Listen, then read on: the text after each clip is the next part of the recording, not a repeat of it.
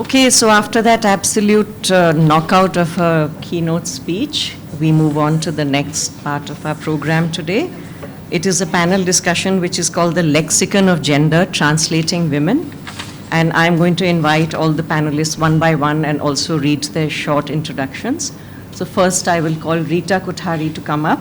She's currently the head of Department of English at Ashoka University, and she heads the Ashoka Center for Translation. She's a multilingual scholar and translator whose work spans across different disciplines such as literature, cultural studies, anthropology, sociology, and history.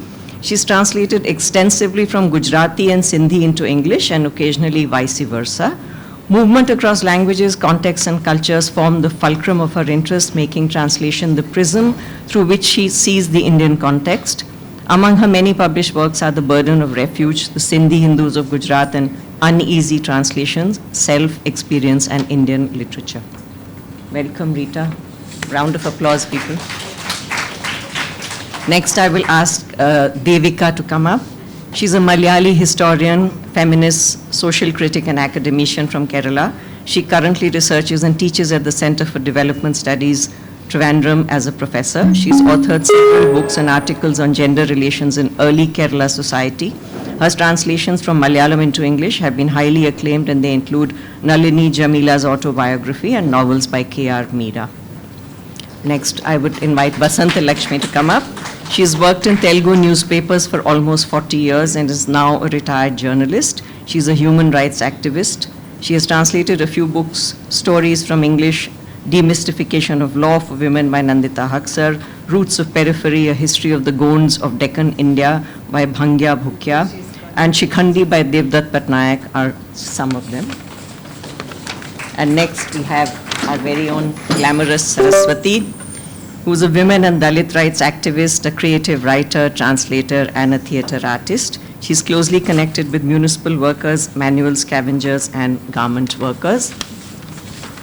Welcome, everybody. Over to you, Rita. Hello, everyone. It's customary to thank the organizers, and I sometimes forget to do that, largely because I sometimes don't mean it. But today I want to say that this is not business as usual for me. This particular moment, this particular forum is for me actually one of the most meaningful platforms that I have been a part of. And I want to give a big shout out to Prabha Khaitan Foundation, to Urvashi, to Manisha, and also to some of the most amazing peers that I have known and I met through this conference. I've spent a lifetime looking up to the work that Vigita does, Devika does. I use their work in my courses. Last night, it's the first time I met Saraswati, and I think sometimes there are occasions when you are just happy about being where you are, about the profession you chose, about the places you chose to be in. And to me, this occasion here has been one of those, where I'm just terribly, terribly proud and happy and privileged. I think what Prabha Khaitan Foundation and Zubaan have managed to do through this collaboration is actually unheard of. It is a momentous occasion, and what these various 44 or 46 books go and do into these other 10 and 12 languages can be so disruptive, can be so interventionist.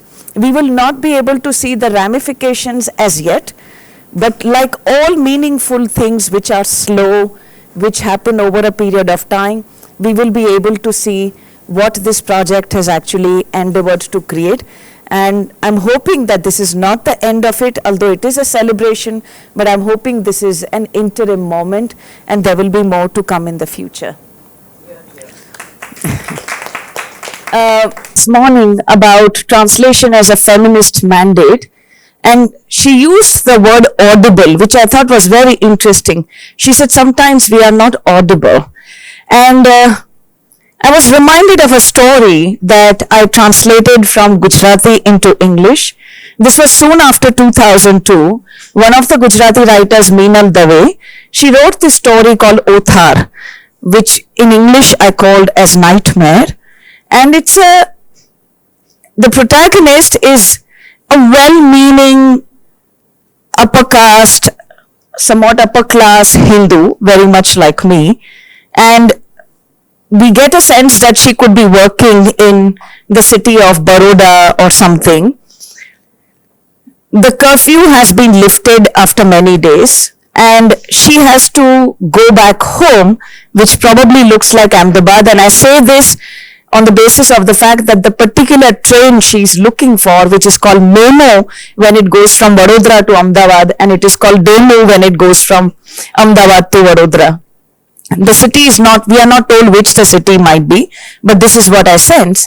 And she has been working in an office, and she has to catch a train and go back home. And the city is just waking up from the stupor of the riots and the curfew that was imposed upon the city for some days. And this happens quite often in Gujarat. We have grown up with this history that the moment curfew is lifted, people are out. They're just out, watching the river, eating ice cream, just reminding themselves that life is normal. So the traffic is snarling. She reaches the railway station quite late, and the train leaves just when she gets to the railway station. And suddenly the platform is empty. You know how it is, once it's full and then it's like suddenly empty.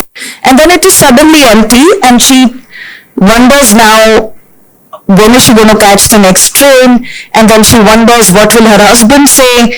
You've been foolish again, and you missed the train. And she sits there alone, and she feels that the chaiwala is looking at her strangely, and she thinks that, okay, what does he want? Why is he looking at me like that? And then while she's sitting there, someone comes and sits next to her. She doesn't see that person's face. All she can see is there is a burqa. And all she can see is there is a bag at the feet of this person who is wearing a burqa. And she thinks, oh my God, who's this? And she looks at the hands of this person, and she thinks they look quite rough. Are they even a woman's hands? And she thinks, what is in that bag? It looks pretty heavy. What is she carrying? And then she reminds herself, like many of us do, say, no, I should not think like this. That's not the right way to think. And this goes on for some time, and another train pulls in. She gets into the compartment, and she's sitting at one corner. The other woman is sitting just across. And then there is a vegetable wali who's snoring away blissfully like asleep. And this woman, our well-meaning protagonist, unnamed one, she feels that, why are those eyes looking at me? Like they're sort of boring into me. And she feels a lot of fear or misgivings, and then she falls asleep. And then she realizes she's being woken up. She's been shaken, and she looks up, and there is this woman, and for a moment she thinks, this Hindu woman, that she can't find her voice. There's so much fear. And that woman is saying to her that, Mera station aa gaya, and thank God you were there. I felt so much fear. Thank God you were there. And when she hears that voice, this Hindu woman then says to her in this very confident voice in Gujarati, and she says, "Aro divano shu? Hun chu tumhari sathe? Like, what are you scared of?" And she comes up to the door to see her off, and that particular bag, she carries it for this woman and hands it over to her and realizes it was very light. And the train moves on. Sometimes we form a chain. The story I translated into English. Volga translated this into Telugu. from that one woman to another, from that to me, from me to Volga, there is a chain here, not only of translation, but it is manifest in translation.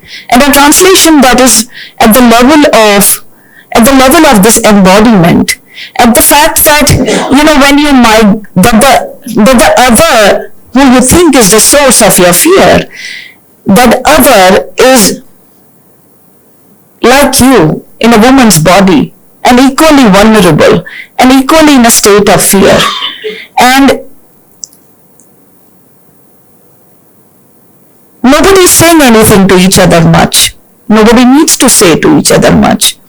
But what has happened in this entire process is there is a migration to that other quarter. And I think, when Gita mentioned that women are always translators, women also very often, not always, but quite often, manage to hear the inaudible. They manage to hear that inaudible when they manage to put aside the class, caste, privileged locations they come from. Not all of us manage to do it, but the possibility does lie. And it is for that possibility that we might want to think of translation as this particular mode which enables that possibility. Because translation, what it does is, and again using another word from the morning, translation is tentative. Not only because in some sense all translation is a form of utopia. It endeavors to do what no human endeavor can manage to achieve, which is a form of perfection or which is a form of equivalence. But what translation also manages to do is to actually sometimes make you escape the arrogance of the original. There's a poem that I talk about somewhere where this Kannadiga poet, Lalita Siddhabasavaya, she talks about how God, you gave us the womb. You are the original and we are your translators. And we carry in this womb bodies that we don't own. We translate for you, God. We do it day in and day out. We do it for you, but you continue to be the original. And I think the question is that as feminist translators, one of the first things that we need to do is to try and dismiss the idea of this original. To make it, to provincialize it, to minimize it, to see that the very idea of the original, which is very often that of this male person who is earning and the women who are only carrying out the subsistence work, or the labor that women carry out remains as invisible as that of a translator, is to therefore reverse those terms, to overturn those terms, and to say to the original goodbye to you. That sometimes you are actually unfaithful to us. That the original is unfaithful to the translation. Right? So the questions of feminism, the questions of gender, not just feminism, and translation are actually very, very intricate, and I'm not sure I have the answers for it, but I'm trying to make an entry into it by different ways to understand what is happening. I think one of the first lessons, it seems to me, that even as people sitting in this room who occupy different geographies, who occupy different locations, I think very often translation reminds you, as both as a polemic and practice, that we share certain kinds of similitude, we share certain forms of equivalence, but we also are untranslatable to each other. And I think it is this simultaneity that is quite important to remember. Last week I was at the Dibrugarh Literature Festival and I became friends with a trans person, and we were spending 3 days together chatting and, just, sorry for a very colloquial language, shooting shit, and there was this one moment when we both wanted to go back to the hotel and the organizers were taking really long. So I said to Shanta jokingly, I said, maybe I'll just go and tell them that I'm bleeding or something, then they'll immediately arrange for a car. Like, I've used this number a lot in my younger days. And even when I said that, in my head I'm saying, there is this moment, should I say I, should I say we? As in we are bleeding or I am bleeding. Because in that moment, while we are women, there is also recognition that is important that we are not women quite in the same way, that our bodies are not structured exactly the same way. And I think this particular, I feel, this recognition, which I think is to me, translation is one of the most, what shall I say, one of the most situated ways of approaching the world, a world where you are reminded that where might our echoes meet each other, but also a world that reminds you that the differences are for real, that they are not simply some faff, and that we can celebrate ourselves in this completely undifferentiated world. And I think both things are very, very important to remember. I want to begin this panel by not only welcoming my panelists here, who I think it's difficult to capture here the multitudinous interventionist ways by which my panelists here approach questions of feminism, questions of activism. Devika, for instance, whether it is her work through Swatantra Vadini, where she's archiving forgotten histories of women, working on Saraswati Amma, or translating Nalini Jameel, or writing about how do you make an anodyne word like Eve teasing? How do you activate that word to mean sexual molestation in Malayalam? Or Saraswati, whose work with various vulnerable groups, with Dalit groups, with theatre, with the writing she did for Varta Patra, or the work she did in Vimochan, or the work she did on manual scavenging, but along with that, the sheer vibrancy of the interventions she makes through theatre and through performance. And to Vasanta here, who moves from Devdutt Patnaik, then translates Gauri Lankesh, and so on. I think there are multitudes of interventions here which are sometimes called translation. There are occasions when they are not, when they just appear to be one project or the other. I would very much like it if we are also able to explore the many meanings of the word, meanings which sometimes are about inhabiting another space or language or body, meanings by which sometimes what we think is our own language, you hear echoes of other languages or shadows of other languages.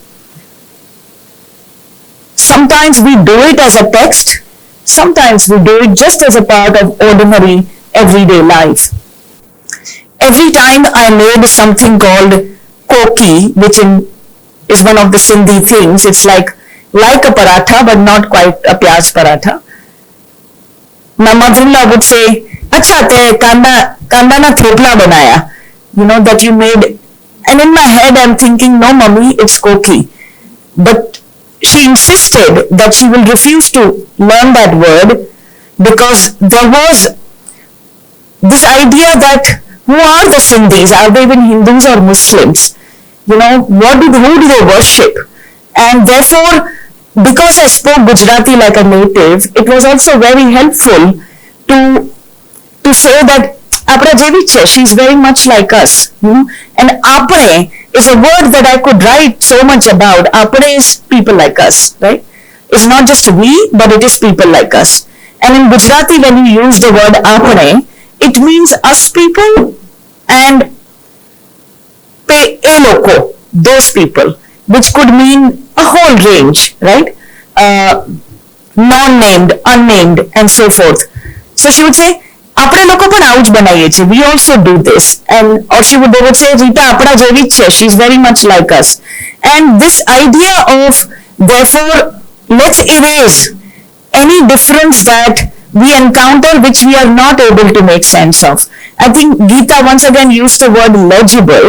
And legibility is such an important part of the first time actually my husband and I decided to kind of get married and whatever. She visited our home. And there were many stereotypes about the Sindhis, about, how they're dirty people, they came from Pakistan, they are like Muslims and so forth. And she came and she said to me the next day, she said, when I met your father yesterday, I saw a picture of Krishna there. And she said, Mane etli harsh thi. I felt so good because I had suddenly been rendered legible. Translation is also, the idea of creating equivalence can also be a violent one, right? There are epistemic forms by which equivalences can also be about this. It can be about telling yourself, yes, this world exists. When I was working in some of the fields near the Indo-Pak border in Kutch, and there was a community I came across which was they existed only in hearsay. I would hardly meet any of them. I would see the labor they had done in people's homes. They had created certain kinds of lacquered wooden carvings and so on. And then I would ask, this was in Sindhi, and I would ask, Keran, kya kam kaya? Then they would say, the local people would say, which largely were Sunni Muslims, and there was the Megwal community, and they would say, ye vaada hai, jangli maru hai, ye jangli log hai. And I'm like, who are these Vadas? The question itself, who are these Vadas, became in some sense a question of translation. Because I needed to find out, are they tribals, are they scheduled castes? If they're scheduled castes, are they higher or lower than the Megwals? And while I'm asking these questions, I also realize why am I asking these questions? What do I want to do with them? And the paper became a meditation on this question of, who are you? Give me the terms that I can understand and I can write about in my book.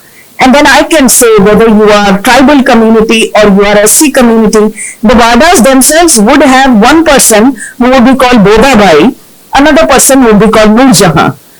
And so I asked one of them and I said, Tanja ghar mein kenjo nalo Bodhabai ya ke Nurjahan.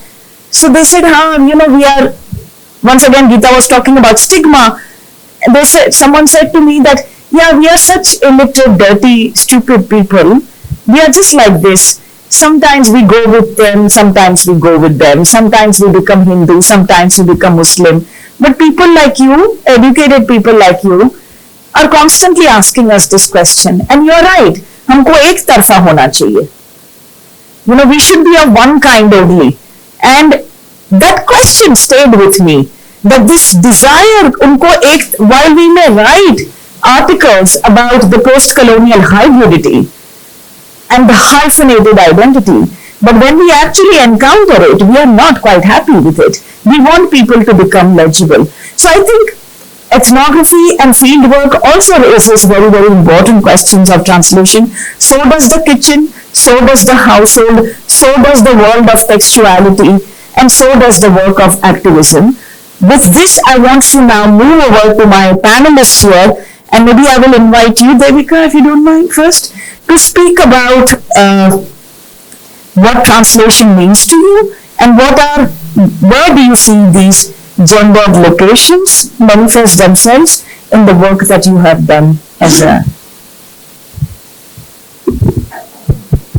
Thank you very much, Rita. Thanks to the organizers for organizing this kind of a dialogue. It's very important.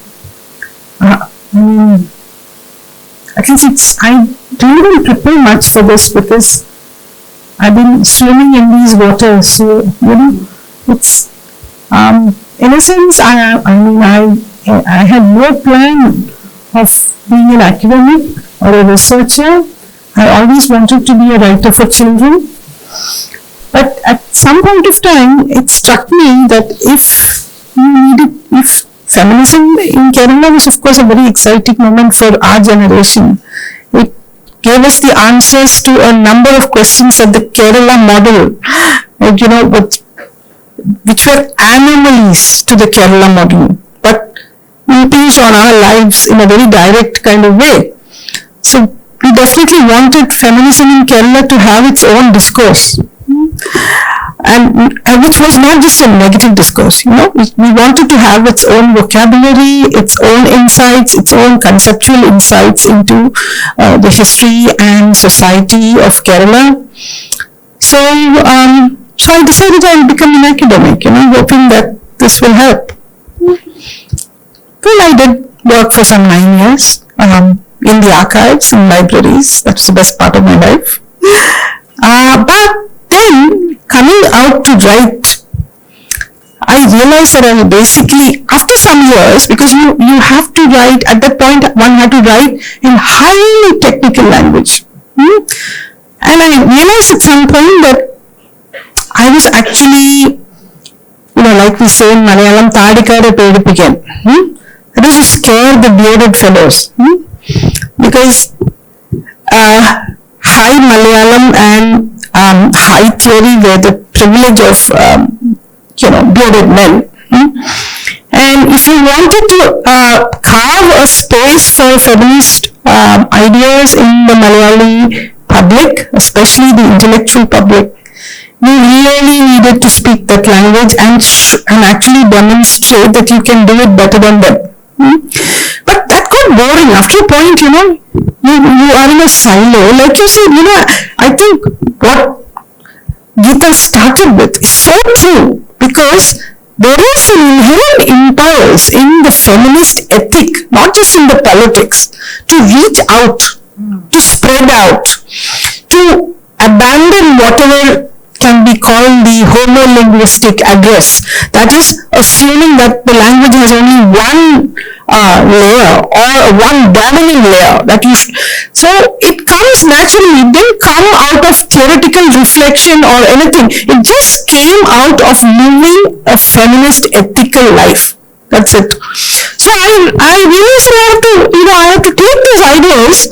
And it came very naturally. And when I'm saying this, it looks like I took a conscious decision. Not a conscious decision, just happened by itself.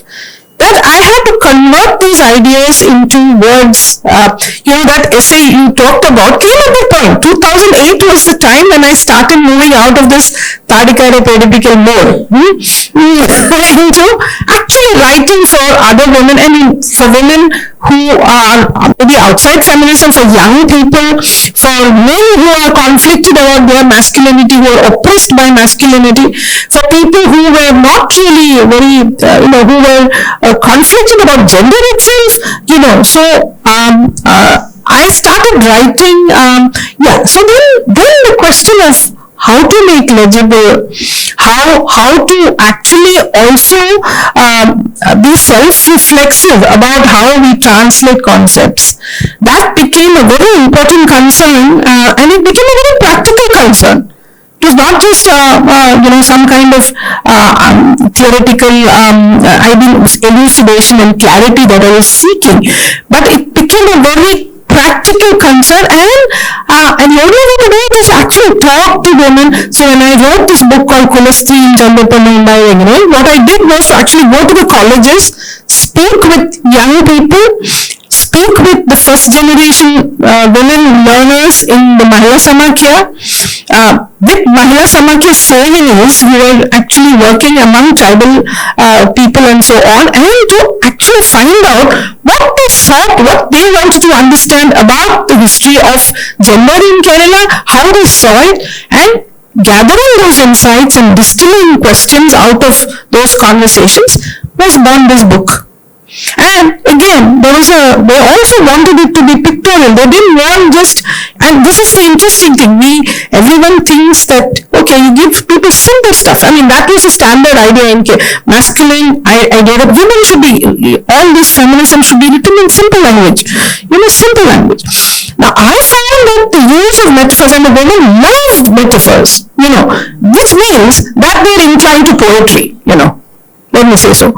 And importantly, I worked with an artist who had his own take on all these questions.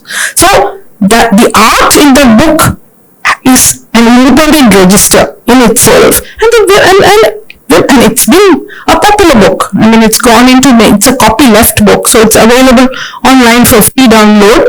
It came out in 2011. It's still one of the most highly discussed books, and it's into more than 10 printings or so, and it's been printed by many people. I don't know who all. So because it's copyleft, it can be printed on. So anyway, so I realized the potential of doing that. So, and then of course the other challenge is really something perhaps which is very relevant in Kerala, but not maybe relevant not because it preceded. Now, social science as a field, I think, was an important area where feminists made their interventions in the 70s. That is not the case in Kerala. In Kerala, it was a highly male-dominated field, even in the 80s and 90s. So for us, the challenge was how to break in a sense, humanize social science. And how do we do it? Basically by introducing methodologies that necessarily call for translation. And all interpretation, kind of precedes translation. So, or rather, translation precedes interpretation. Sorry. So, rigorous qualitative methodology means that you are very, very careful when you are translating the Malayalam into English. So the ethic concepts, the ethic concepts have to be extremely carefully translated, so you have to really sift through the meanings. So in a sense, the mixed methodology approach that I finally, came to develop and use in my own work, which is historical, which necessarily involves interviewing 3 generations in any communities, generating a local history from women's voices, requires a very, very large degree of skill in translation.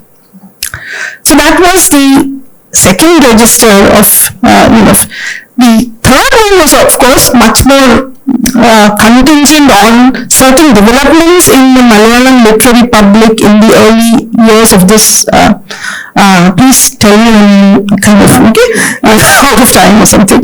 So early years of the century, when women in Kerala who had got into higher education in the mid-1980s started pouring out feminist writing.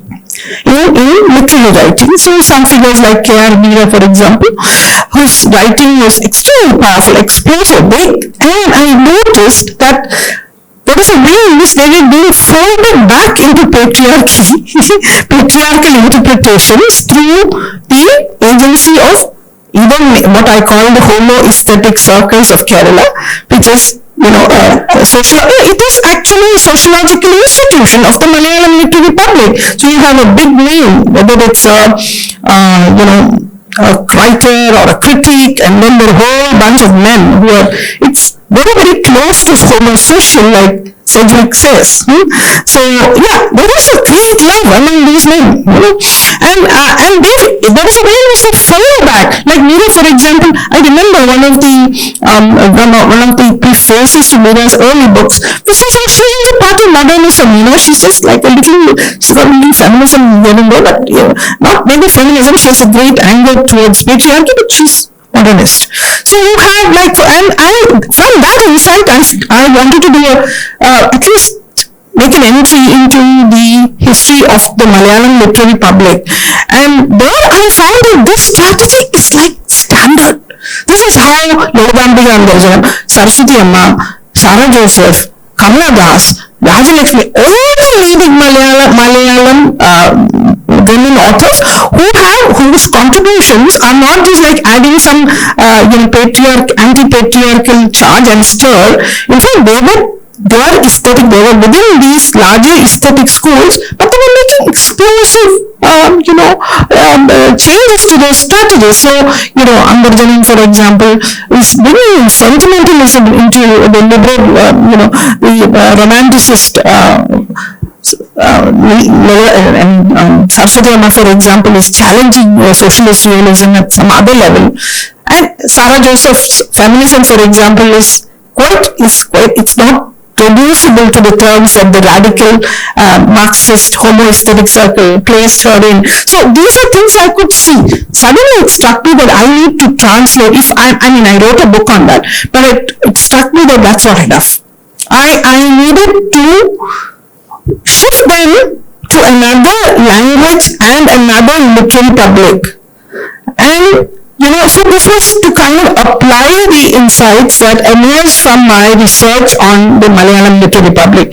So when I did a volume on short stories, I had a fairly large scholarly introduction. Thank God, those days it was not the market that drove us to translation. It was like more mundane academic interest. So Mani Krishna let me have a huge introduction, like a 30-page introduction, where I kind of tried to show how she could be worked in a completely different way. If you place her against the churning in gender and caste in the 1930s of Kerala, and the emerging literary publics, how she was challenging them. So which meant that I selected the selection of stories was very, very different from, say, for example, the volume that Meena Alexander and someone else put out in the earlier, which was a very standard reading of her as maternal, etc., etc. Or then again, Saraswati Amma goes volume like that. And that was a way in which for me, so there I was very clear. My whole idea was to break what I call the consecration of film, which is exactly what the same process as what happens in a Hindu temple. In a Hindu temple you have an idol which is supposed to be the powers of nature are drawn into this idol, and that stone idol is installed in a Hindu temple, and then only the priest has the necessary technology of drawing out, spiritual technology of drawing out those powers that are regular. Likewise, you have these literary homoaesthetic circles consecrating these female deities. So I don't know, K.R. Meera unfortunately has got consecrated again, which is another matter. The current CPM has consecrated her. But I think we will still fight. I still want to fight to make sure that this, and it's not even, sadly enough, we don't even have homoaesthetic circles. We have, very, very instrumental, self-seeking political circles that seek to Facebook-based fan culture which is consecrating these female writers all over again. But I think we need to break out of that also, and so this is a continuing project. I'll continue even when I disagree with Meera. With her politics, I continue to translate her work and continue to insist that on other readers. His latest book, for example, Assassin, where we actually had a huge difference of opinion on how she read it and how I read it. I read it as a fabulous unpacking of neoliberal women's liberation. How it brings a woman right back in the bounce back feminism, what Angela McLeod calls bounce back feminism, of a great unpacking of that. She read it as as a tribute to Gauri Lankesh and an anti-BJP text, which is so sad because it reduces, and Meera is blessed in the sense that somehow history, even when she's shunning history grabs her by the throat, and really forces her to write history. So that way, it's not an easy process because, sometimes you're all alone because it's not like the homoaesthetic circles of the 1980s did not really, they basically used methods like slander and going, calling all kinds of, like some things we were talking in the morning, you made to feel bad, that you made to feel violent. So all that was there. But now with technology, the fan clubs can really rip you apart. So it's a risky endeavor, but I think I'm behind that. I'm not going to. So I think I've spoken a lot. So this will do. Thank you. Oh yeah, there's one more thing I want to tell you. This is important because I think we are reaching a stage, because given the fact that the way in which truth is being weaponized and with the help of social media technology, I think I think this, and because again so much of even the progressive, coming from my state, the progressive sections are very, very statist and establishment oriented. Sometimes what they do is to completely erase feminist struggles that are actually anti-patriarchal in a very explicit sense, who are willing to take on patriarchy indirectly. And sometimes these are brave battles, I'm really sad because these are young women with no feminist credentials, and they take on power with a kind of, what should I say, it's a kind of naivete, but it's a fabulous kind of naivete, because somehow, if you know what the consequences might have been, you might not have. But these young women are open to the world in that sense, and they fight, and nobody stands with them. Nobody. In fact, there are people, even progressives lie about them, smother them. So the recent IAWS conference in Trivandrum, none of those voices were heard.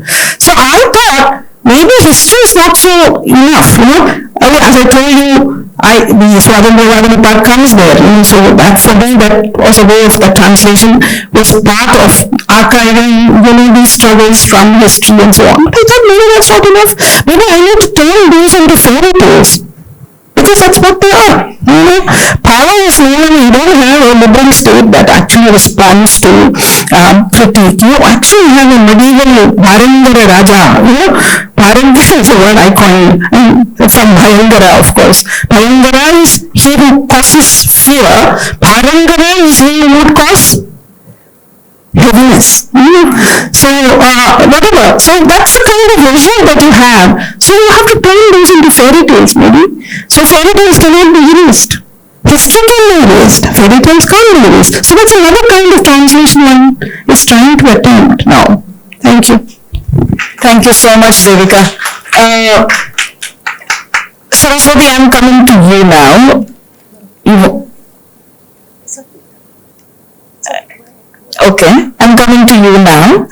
And don't get so worried. You've done phenomenal work. I'm sure you have so much to say. You won't know where to stop. But I'm going to stop you though after 7 minutes or so. If you can talk about, in that interview I read, Saraswati mentioned that one of the early things you did was to translate from English into Kannada, Maya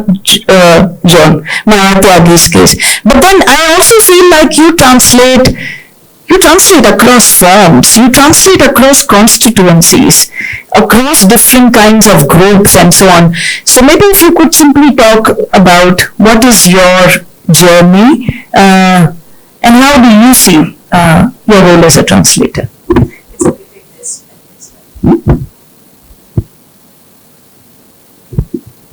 Yeah, what you said is true. I'm really tensed. I'll read one of my poems. 2 of my poem. I'll read it in Kannada. I think you can read the English translation. I was just thinking who I am. So this will speak. ಗಂಗೆಯ ಮಗಳು ನಾನು ನಗುತ್ತೇನೆ ಹೊಟ್ಟೆ ತುಂಬ ಒಡಲೊಳಗೆ ಜ್ವಾಲಾಮುಖಿ ಸಿಡಿದು ಲಾವಾರಸ ಮೈಯೊಳಗೆಲ್ಲ ಹರಿದಾಡಿ ಕುದಿಯುತ್ತಿದ್ದರು ಜೀವಜಲ ಗಂಗೆಯ ಮಗಳು ನಾನು ಕಣ್ಣಾಲಿಗೆ ಯೋನಿ ಪಸೆ ಒಣಗಿ ಕಲ್ಲಂತೆ ಬಿರಿದರು ನಗುತ್ತೇನೆ ತೇವದಂತೆ ಕಲ್ಲ ಸಂದುಗಳೊಳಗೆ ಒಡೆದ ಮೊಳಕೆಯಂತೆ ಬಂಡೆ ಬಿರಿದು ಚಿಮ್ಮುವ ಚಿಲುಮೆ ಗಂಗೆಯ ಮಗಳು ನಾನು ಬಚ್ಚಲು ಚರಂಡಿ ಮೋರಿಯಲ್ಲಿ ಮೀಯಿಸಿದರು ನಗುತ್ತೇನೆ ಘಮಘಮಿಸಿ ಕೊಳೆ ತೊಳೆವ ಪಾವನ ಗಂಗೆಯ ಮಗಳು ನಾನು ತೊಗಲ ಮೈಯ ರಣಬಿಸಿಲ ಮರಳುಗಾಡಾಗಿಸಿದರು ನಗುತ್ತೇನೆ ತಂಪಾಗಿ ಮರಳುಗಾಡಿನ ಓಎಸ್ಎಸ್ ಗಂಗೆಯ ಮಗಳು ನಾನು ಒಡಲ ಕುಳಿಯೊಳಗೆ ಸುಳಿಯಂತೆ ಸುತ್ತುವ ಸಂಕಟವು ತಿರುಗಿ ಮಸೆದುಕೊಳ್ಳುವಾಗಲೂ ನಗುತ್ತೇನೆ ಬೆಚ್ಚಗೆ ಚಂಡಿ ಹಿಡಿದ ಮಗುವಂತೆ ಹಂಬಲಿಸಿ ಹಠವಾದ ಯೋಗಿಯಂತೆ ಕಲ್ಲಾಗಿ ನಿಲ್ಲು ಮಗಳೇ ಆಗ ಮೇಲೇಳುವುದು ಹಗುರಾದ ಉಗುರು ಬೆಚ್ಚಗಿನ ಬೆಣ್ಣೆಯಂತ ನಗು ಎಂದು ಕಲಿಸಿದ ಸುಳಿಗಂಗೆ ಮಗಳು ನಾನು ಹೊರೆ ಏರಿ ಕಟ್ಟು ಹಾಕಿ ಕಾವಲು ಕಾದರು ನಗುತ್ತೇನೆ ನಿರ್ಭಿಡೆಯಿಂದ ಕಲ್ಲನ್ನೇ ಕೊರೆದು ಹರಿವ ರಭಸದ ಗಂಗೆಯ ಮಗಳು ನಾನು. ಚಮ್ಮಾರನ ಬೋಕಿಯ ತವರು ಮನೆ ಮಾಡಿಕೊಂಡ ಗಂಗೆ, ಪಟ್ಟು ಬಿಡದವರಿಗೆ ಸುರಿದ ಗಂಗೆ, ಒಲಿದವರ ನೆತ್ತಿ ಏರಿದ ಗಂಗೆ, ನೆತ್ತಿ ಕೂಡದ ಹಸುಗೂಸುಗಳ ಎದೆಗೊತ್ತಿ ನೆತ್ತಿ ಮೋಸುವ ಅವಳ ಹನಿ ಮಗಳು ನಾನು. ಇದು ಒಂದು ಪದ್ಯ. One more yes. ತೊಗಲಿನ ಅಣುವಿನೊಳಗಡಗಿರುವ ಇಂಪಿನ ಕಣಕಣವ ಹೆಕ್ಕಿ ನಾದ ಹೊಮ್ಮಿಸಿದವರು. ಮಾಂಸ ಖಂಡಗಳ ಮಾಡು ಹೊದ್ದಿರುವ ತೊಗಲಿನ ಅಣುವಿನೊಳಗಡಗಿರುವ ಇಂಪಿನ ಕಣಕಣವ ಹೆಕ್ಕಿ ನಾದ ಹೊಮ್ಮಿಸಿದವರು. ಎಲುಬಿನ ಗೂಢ ಮೇಗಣ ಮಾಂಸ ಖಂಡಗಳ ಮಾಡು ಹೊದ್ದಿರುವ ತೊಗಲಿನ ಅಣುವಿನೊಳಗಡಗಿರುವ ಇಂಪಿನ ಕಣಕಣವ ಹೆಕ್ಕಿ ನಾದ ಹೊಮ್ಮಿಸಿದವರು. ಮೂಳೆ ಮಜ್ಜೆ ರಕ್ತ ಮಾಂಸ ಜೀವ ತುಂಬಿದ ಬೆರಳುಗಳು ಸತ್ತ ತೊಗಲಿನ ಅಣುವಿನೊಳಗಡಗಿರುವ ಇಂಪಿನೊಂದಿಗೆ ಒಡನಾಡಿ ನಾದ ಹೊಮ್ಮಿ ದೈವೀಕವಾಗುವ ನಾಡಿಯ ಆಲಿಸಿದವರು. ದೇವ ಮೂರ್ತಿಯಾದಾಗ ದೂರ ಉಳಿದವರು. ದೇವ ಮೂರ್ತಿಯಾದಾಗ ದೂರ ಉಳಿದವರು. This is the English one.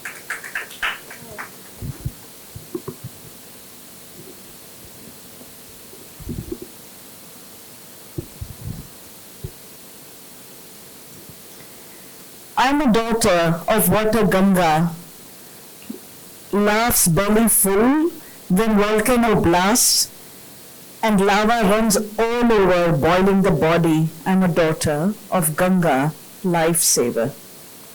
Wet eyes, tongue, vagina dries and splits like stone. Yet I smile like grass sprouting between the rocks. I'm a daughter of Ganga who gushes out of rock like a fountain. Dipped in drains, gutters, yet I smile like scent. I'm a daughter of sacred Ganga who washes away the filth. Skin of my body burnt into desert, yet I laugh like a breeze. I'm a daughter of Oasis Ganga. Inside the deep pit, grief churns like a whirlpool, yet I laugh. I'm a daughter of Ganga, the whirlpool, who taught me, be a stubborn child, and yogi, stand like a stone. Then comes up the smile, like a light and warm butter, burden me, chain me, watch me, yet I laugh like freedom. I'm a daughter of Ganga, who tears the rocks with her speed, Ganga who made Chama's Boki her home, Ganga who falls for efforts, Ganga who occupies the neti of lover, Ganga who holds to her bosom the newborn and smells unjoined scalp. Do you want me to continue? Yeah, the other one. You read? Okay. The second one, those who picked. Those who picked? Yeah. Those who picked iotas of symphony in each atoms of hide and brought out the nada. Those who picked iotas of symphony in each atoms of hide worn by roof of muscles and brought out the nada. Those who picked iotas of symphony in each storms of hide worn by roof of muscles on a nest of bones and brought out the nada. Those who caught the pulse of nada personifying into divinity through their fingers filled with bones, marrows, blood, flesh and life, interacting with the melody, ingrained in the atoms of dead skin, remained outside when divinity turned into idol. Yeah.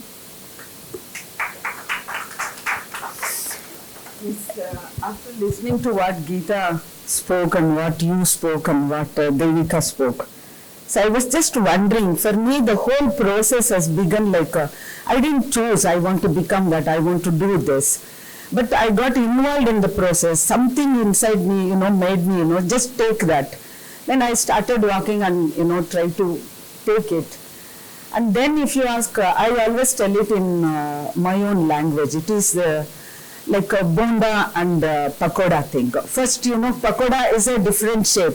Onion hai, bangan hai, or isme, you dip it and it takes that shape. Then, you have a frame and then you fill up the matter. So mine is like a pakoda. Like, I started traveling. There was a need. Nobody asked me to translate, but there was a need to translate. And to choose, nobody asked me, choose this. I chose. Because that was a need. That was a need. We were part of the feminist group. We were running a magazine called Manasa. Every month we have to. I never imagined in my life that I am going to become a writer. Nothing was planned in my life. I never imagined that I am going to speak in front of people also. But I became a speaker and became a poet. First time when I wrote my poem, I used to hide and keep my poems. One fine day, something happened in my life which was very, very horrible. So I wanted to feel myself, and I was completely demoralized, and I wanted to feel good. I am like anybody else. I wanted to prove the world that I am also equally great like anybody else. So what was the thing for the proof I did was, all the manuscript which I had written the poem, I had sent it for a competition. And I got an award and I was called a poet. But that scared me to death. Because all these days, after posting it, I felt good, okay, now I need not have to. I felt very sad of myself. Why do you want to prove, like, Mama, you live for yourself. Why do you want to prove? But suddenly, I didn't even notice I received an award for my first manuscript. And somebody called me, oh, when are you going to give me the tea, in Kalakshetra?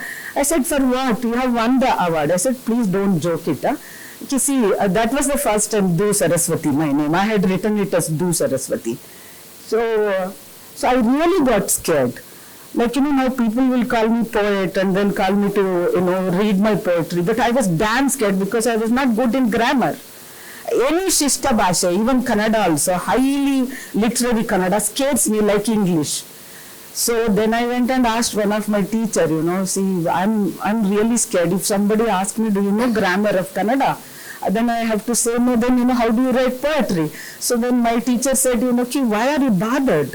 It is their job to look into what you have written. You just write, you are a poet. You write, you have the liberty to write.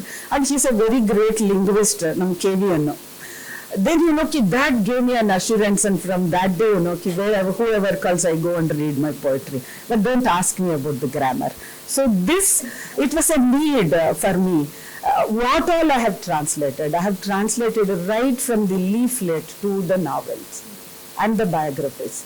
Why? They chose me. They said, come on, you do it. I want to reach this to the other, people of my land. I can say my country, my land, no? Karnataka. So that is how I began. I started, doing reports, autobiography, then short stories, poems, subtitles, leaflets.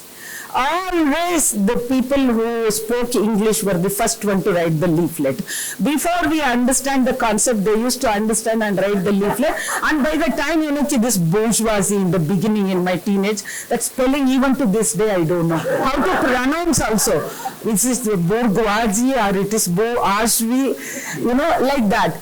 So they used to write the leaflet, and writing it into Kannada was my job. So I used to press meet me, they used to go with the beautiful printouts, and I used to sit and write in my hand and give it to the press. So God knows how many things I have translated.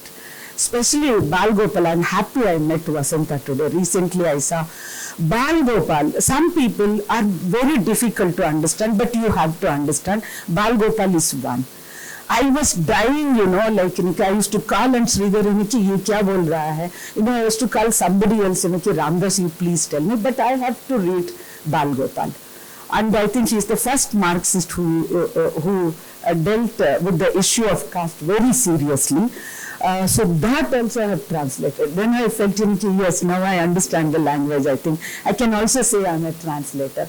And it is through Zubaan. I think since 1999, I've stopped going out of Karnataka. My work has been in Karnataka. It is only few feminist friends, like my Zubaan friends, they are pulling me out of Karnataka and reaching it out to other friends. That is how I started. This, we died to translate. We also made history. In Kannada, it is very sweetly, ನಾವು ಒಂದು ದೀರ್ಘ ಹಿಂಗೆ ಎಳೆದ್ಬಿಟ್ಟೆ ಅಂತಂದ್ರೆ V and also ಬೇಕಾಗಿಲ್ಲ. ಕನ್ನಡದಲ್ಲಿ ಒಂದೇ ಪದ, only one word, ನಾವು ಇತಿಹಾಸ ಕಟ್ಟಿದೆವು. Telugu also, no? So, it is doing very well. 1,000 copies we published. It is sold. It's only few copies I have with me. And again, people are asking, to reprint. And I am doing writing caste and writing gender by Sharmila Arege, which Mamta, my young friend who is going to started our publishing house, and she's going to publish it. So like this made me to do it, because it helps me to understand the world. It extends my vision, and knowing people of different, कि वो भी हमारे जैसे ही है, हमारी जैसे ही खाते हैं, पीते हैं, सपनों को देखते हैं. So, and in the same way, there is something very different also, which is so beautiful. This has made, if I say, Constitution is my religious text, and Indianness or Bharatiyata is my religion. So, it helps me to connect with the people. I love to become a bridge. I work like a bridge in Karnataka also, because if you ask me where are you from, I am everywhere with all the people's movement. Where do you belong? I have no place. I am not a formal member of any group. So like a bridge between the Marxists and the feminists, between the Dalit activists and the feminists, between the LGBT and the feminists and the Dalit. So this translation, I think now I am getting the word, I think this is helping me to become a better bridge, I feel.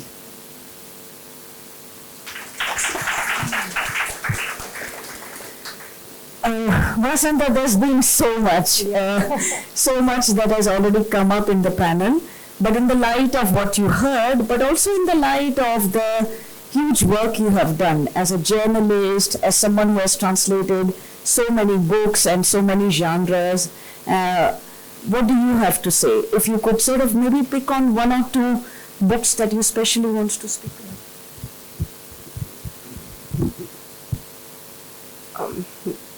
In a way, I'm like Saraswati.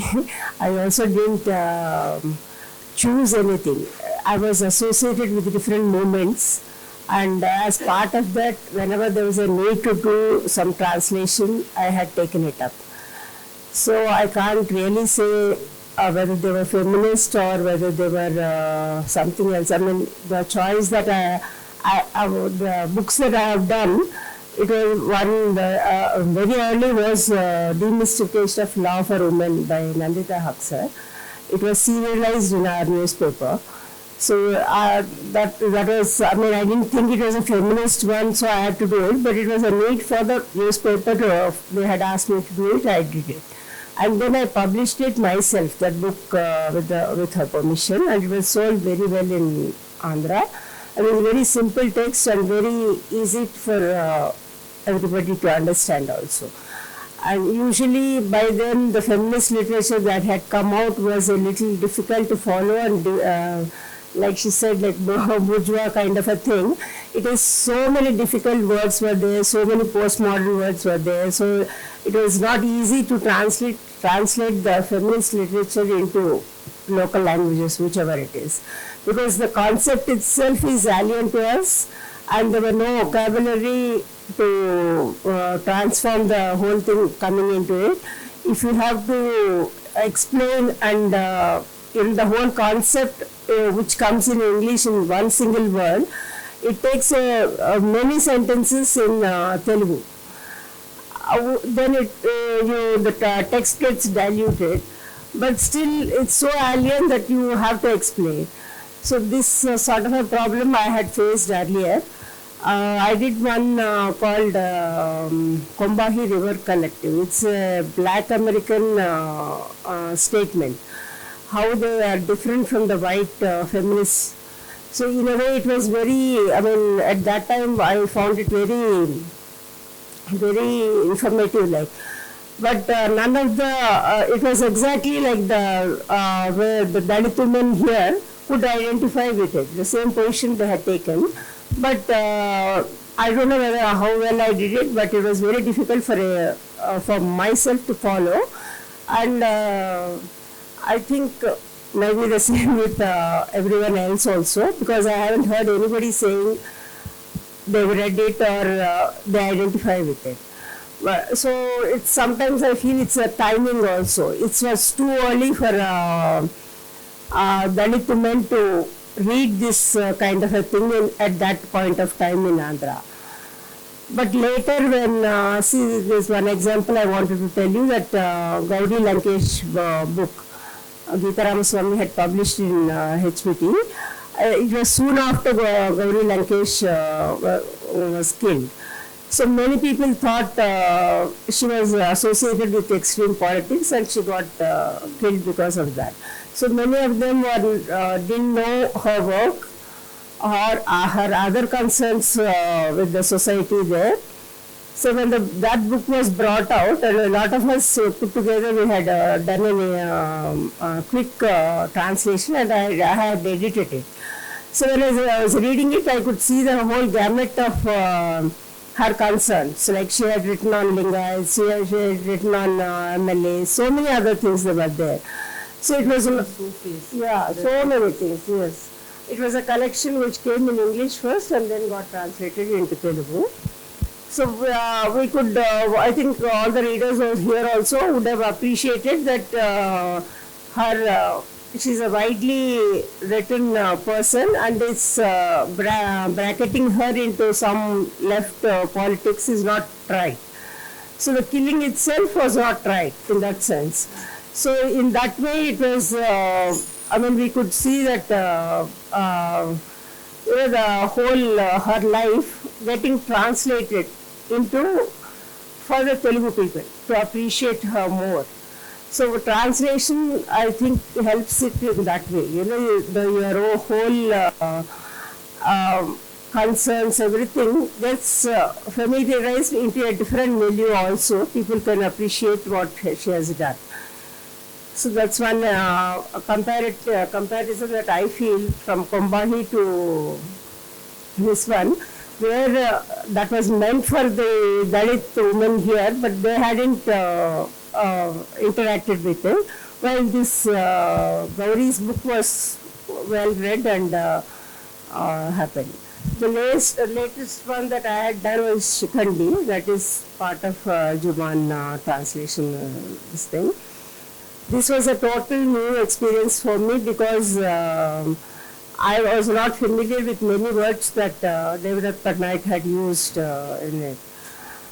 The LGBT thing. All the epic stories, of course, I know very well, so it was very easy for me to translate that. But then some of the concepts, I was wondering whether I could follow properly or whether I could get translated properly. I tried contacting some LGBT people here and tried to know from them. But Telugu was, for that matter, I think all languages didn't have that sort of a vocabulary in their own languages. Whatever words we had were very bad kind of words were used against them, like koja and things like that, which we can't use it in the text there. And there was no decent word to be used for even the concepts. It was very difficult to translate those. So that was one, I tried whether there was any vocabulary anywhere going, and I heard in Tamil, I think there is one, no? Okay. But in Telugu we didn't have anything, so I had to do my own this thing. So that's one experience I could tell you. Okay. Thank you. Yeah. There is an immense amount to unpack here. Unfortunately, we don't have the time to be able to pull out threads from so many interesting things that have come out in the panel, but, sorry, we have about 20 minutes. I mean, even here on this panel, you see about people becoming accidental translators, sometimes accidental feminists, sometimes delayed feminists like me. I remember Urvashi once writing a record letter for me saying, Rita can talk any man under the table, but she will not call herself a feminist. I think there is a range here of translation as forms of sometimes intervention, disruption, sometimes also as a metaphor and as surrogacy. I think what makes it very interesting also is that translation does not go and announce itself as the main job. And that provides a lot of political possibilities for it. It produces or releases the possibilities of elsewhere, of doing something else. But that something else sometimes might end up doing actually far more important work than the so-called main work. I don't want to spend more time talking, but what I would like to do is to come back to the panelists later if there is time. For the moment, I would like to see if the audience has any questions for the panelists here. If you could ask your question also very specifically to whom it is directed. And if there is time, then I would like to do one quick round again with the panelists. Yes? So please, anybody. Yeah. Yeah, Hope I'm audible. you are totally audible. Yes. Hello. Yeah. I don't have a question to address to particular personality, but in general, when feminist literature is translated from one language to the other, and especially when a woman is not doing it, what are the mistakes generally that the men make in case they are translators? What do you think are the mistakes that men make in not understanding the depth of the text or the many layers of the text? So any of them can answer it. I just wanted to understand what difference does it make when a man writes it and a woman translates it. Who would like to take that? The poem which I done recently, it was very neutral, very neutral. Zubaan is talking to it could be anybody. Two persons are talking to each other. That one is the river, and the other is the small canal. So there were already two translations that year. I didn't know. When I did it, I wrote it in a sense that the mother is talking to the daughter. So why do you read like this? What do you say? And things like that. So I used the same language in Telugu. Then once it got published, then I realized there were two other translations there, and they both were in male tone. Two men were talking to each other. So I was so surprised. Usually it's river is feminine, no? And it never occurred to me that it could be a man. I just presumed that it must be a woman talking to each other.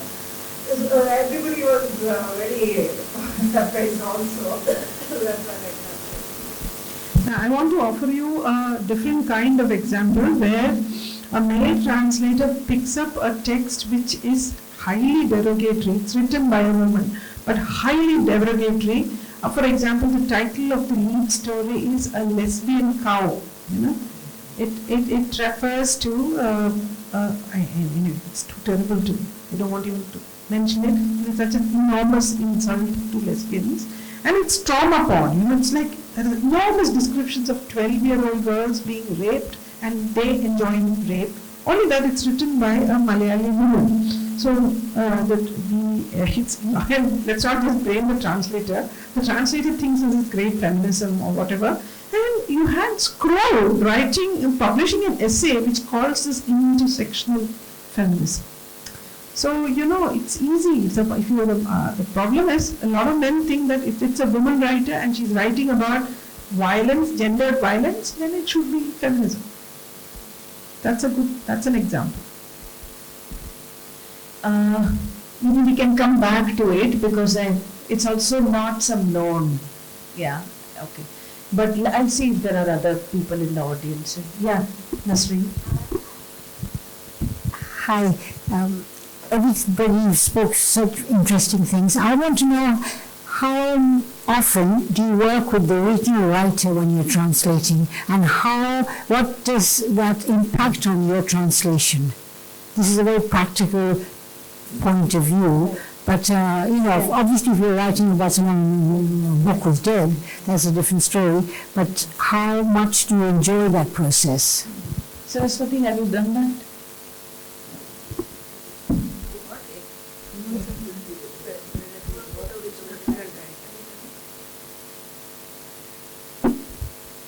I was just thinking about, I think it's what's her name, Manisha, this Tunes of Sound. They worked very closely together when they translated. Have you experienced that? And how did you enjoy that?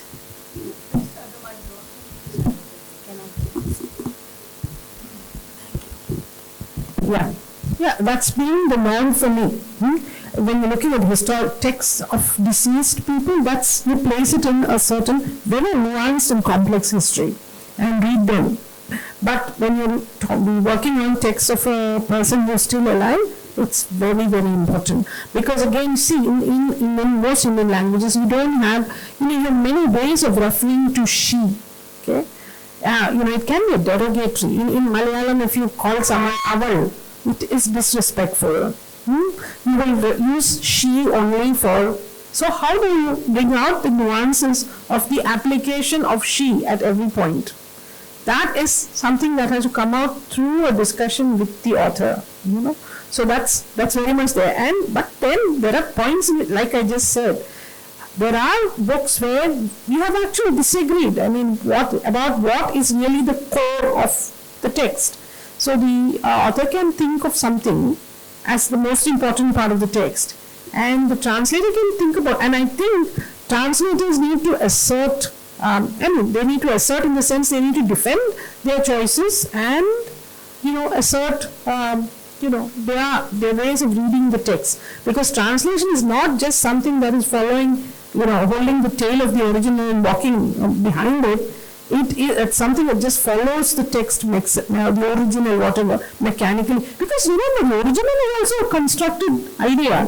What is original, like I've been trying to argue, is either constructed by some group of critics or whatever, or the author herself in her own mind. So that is also a construct. So the translator, I think, has to have a strong reading of the text and work through a dialogue, but it is very pleasurable, because somehow the kind of, I think our egos, the boundaries of our egos tend to actually, soften. And so you end up basically, this is the best thing, because you actually start having a friendship with the person, because writers are complex people. They are in their everyday practical life, they may be terrible, But as writers, they are at a completely different level. So for me, the best thing is that you are able to actually strike up a friendship with the persona of the writer. Rather than, so you see how they act in real life, you might be disgusted. But when they write, they are someone else. And it is with that writerly self that you are actually in touch. That is great. That is a great pleasure. One example I can give is, it was a great learning process for me, translating Revati's autobiography, which was from English to Kannada, but we made it in such a way, we made Revati to sit with us, read the Tamil, listen to that, and then translate from Gita. Then, went around to her place, roaming around, each and every experience. She had a lot to share in her hometown. So that was a great experience. And I read the Kannada one. Revati can't write in Kannada, but she can understand. So I read the whole thing to her in Kannada. When she okayed, then we published it. There's a curious story to that, because Revati didn't want the book published in Tamil first, because she had referenced her family in UK. She wanted to wait till such time that her family won't be hurt by what she's saying. So there was a certain inhibition to the original Tamil. And then we had to talk to each other so that some things could be made legible for the English. So when the Tamil was published later on, and both our parents had passed away at that time, and it was easier about putting it out. So there is a very complex story of moving between time and this and that. And it's quite a. But I learned so much just how do you do a text that's not published in Tamil, but with a good faith you have to put it into English.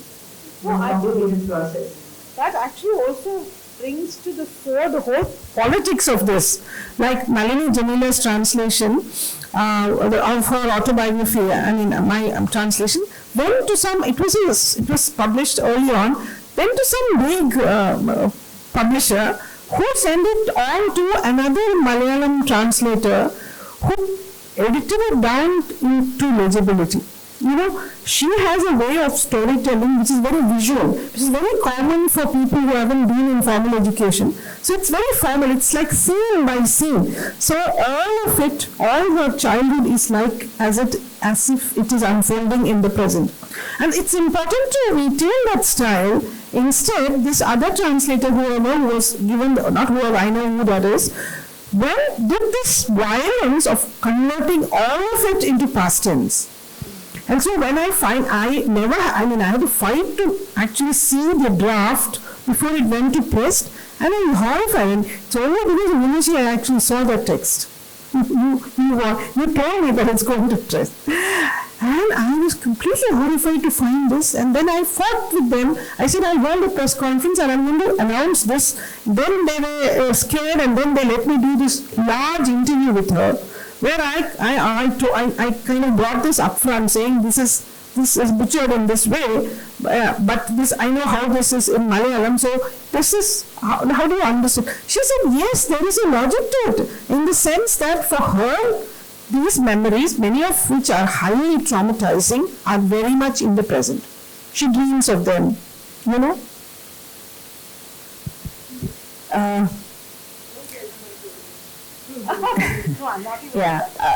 I'll just briefly say, Nasreen, that I've worked with writers that were both alive and those that were thankfully dead, and it has been quite interesting. I mean, what could have been a very egoistic writer, fortunately, was not alive. Then, but I also had like amazing friendships that came out of working together with Nirav Patel, who's one of the most interesting writers Gujarat produced. He would push me back, to an extent. Well, he would say, "Rita, this is bakwas, what you've just done. No, gust hai savage." And then he would say, why are you doing this other writer? He's useless, you should be, in fact, why have you been translating? You may translate well, but your mind is meant for better things than this. I mean, it could be like that, but we fought, we argued, we had chai together and so on, and developed into a very, very interesting sort of a relationship. So I think it sort of varies. There was another writer who was approached by a filmmaker. This may be of interest to you. He was approached by Shami Kapoor's family saying this novel that Rita has translated should be made into a film. So he said, yeah, it's between us. You leave her out because she might need a commission or something. And then he had the honesty to tell me, Karita ben bura mat manna, like I left you out because I thought, I'll just use my Gujarati original and whatever. So it's been very, very interesting. I think none of these situations, whether it is about men translating or it is about being with writers, it can move from a collaboration, an intimacy, friendship, kinship, to also a very, very severe embattlement of egos that has also happened. So I don't think there is any one story that can be told here. I will see if there is, Manisha, how are we doing with time? We have 3 minutes? Okay, that's time for one question, one last question. Okay, it's time for 2 questions, but whoever responds must respond to both together. Yeah. Hi, it's really a pleasure meeting to all of you joining and here. I am in Conclave, currently working with Adivasi community in northern Telangana. So as part of my research, I use mixed methodology, and I have a specific question to take on. So we have talking circles, deeper talking circles, wherein we do collective translation. This particular community that I work with speaks Kollami, their own language, which they taught me. And so we sit in circles, and every weekly we pick up a theme like land, water, and all that. We bring all of that into a document. I basically document collectively, the collective translation. On field, it's all nice, but when I take that to my organization, who is commissioning my research, there arises this problem that I do not know the conventional Telugu grammar or the whole politics of aesthetic. The question. Sorry. So how does one start in this whole grammar and a particular way of putting ideas into academic research? Do I make sense? No, I think you have to be aware, I mean, this legibility is a demand that social science keeps making. So I think unless you keep it, you problematize the legibility demand that all the time, you have to keep it on the burner, you know. It has to be at the center of when you're offering it to your funder, that question has to be on the burner. So the funder realizes that it's not so easy to just, translate it into standard Telugu and be done with that. So that's, I think, if I were in your place, that's how I would have. I'll take one last question since your hand up, but this is absolutely the last question.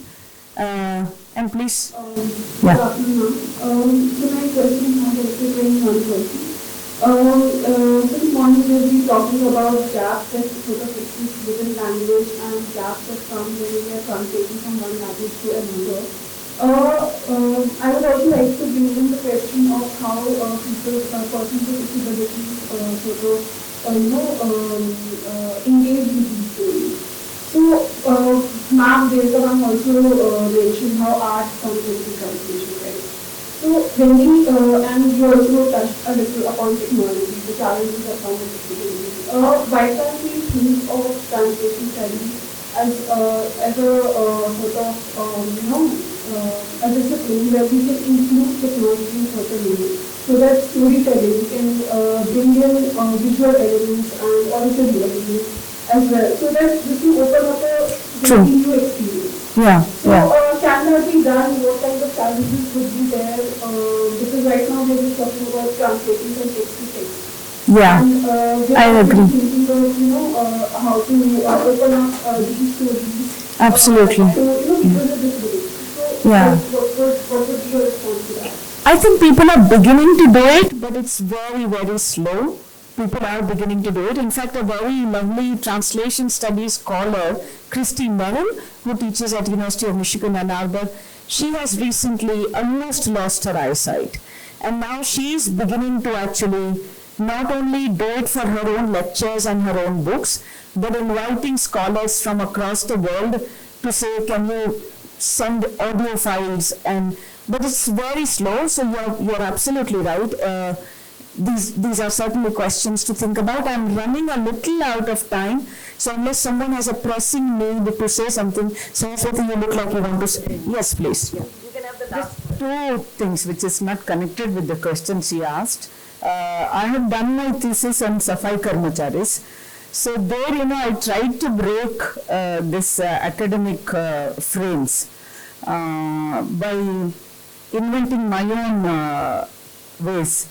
Like for example, any theoretical concept which I have to use in the thesis, what I did was the story or the narration which the workers told, I tried to fit in there, and I insisted my guide that this has to come. Somewhere, I am just the representative of those workers and their voice has to come. Like that, I did that. And one more kind of a translation which I want to, any theoretical concept, when we get into the field, how do you make people understand? It is not that they are Buddhas. it is to do with the kind of language which is spoken, which makes them difficult to understand. They can understand many critical concepts. So in that process, I arrived with fairy tales, which I do it as a one-on-one performance. So like this, in the process of translating, we are exploring and discovering. Thank you so much. Oroshi, you wanted to say something? Yeah. Not a question, just a small plug for Zubaan. That one of the things that we are hoping to do when we become rich, and we hope that's imminent, but we know it's not, but maybe something will happen, is to put all of our content into audio files and into files that are accessible for people with reading, hearing, visual disabilities, and then to make it available for free on the website of our NGO, Zubaan. So we run two organizations, the publishing house and the NGO. So the publishing house will transfer all the intellectual property to the NGO that will then transform it into these files and make it freely available. So if there are any rich people who want to contribute to this enterprise, you'd be very welcome. See, I think this, if there are, point is, this is such an interesting experiment, especially the way in which you are thinking of building this bridge between publishing and offering it to the public. I think this must be discussed in all these fancy literary festivals. So please have a session next year in one of these humongous literary festivals we have in Kerala. Not one, there are several. And it's like a huge thing. It's like 5 lakhs people every day. So if the rich people set their mind, I'm definite that they can have a session. One plan I have is, Zubaan should continue with translation. Yes. And please give the copyright to us. We are interested to translate many Zubaan books. Not for the Lit Festival, but we will reach it to the people. All right. Okay, before Zubaan ho jayega.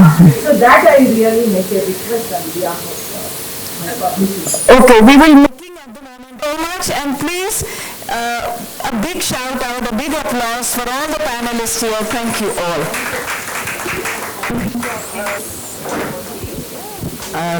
Nuria, I would request you to come and felicitate the panelists. Urvashi, okay. Everybody please applaud while we do some interesting things.